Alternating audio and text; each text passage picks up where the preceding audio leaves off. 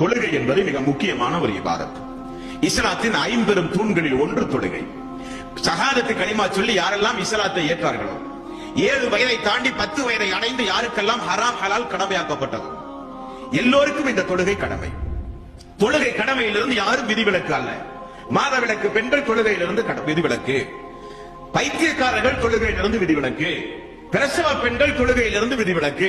வேறு எல்லோருக்கும் தொழுகை கடமை. யாரும் தொழுகையிலிருந்து தப்பிக்கவே முடியாது. நபிகள் நாயகம் ஸல்லல்லாஹு அலைஹி வஸல்லம் அவர்கள் சொன்னார்கள், இந்த உலகத்தில் இஸ்லாமிய சமூகத்தில் ஒரு மனிதன் தொழாமல் இருப்பானேயானால் அவன் ஒன்று பைத்தியக்காரனாக இருக்க வேண்டும். இந்த உலகத்தில் இஸ்லாமிய சமூகத்தில் பெண்கள் தொழாதவர்களாக இருக்க வேண்டுமானால் காலமெல்லாம் அவர்கள் விதிவிலக்குடைய பெண்களாக இருக்க வேண்டும்.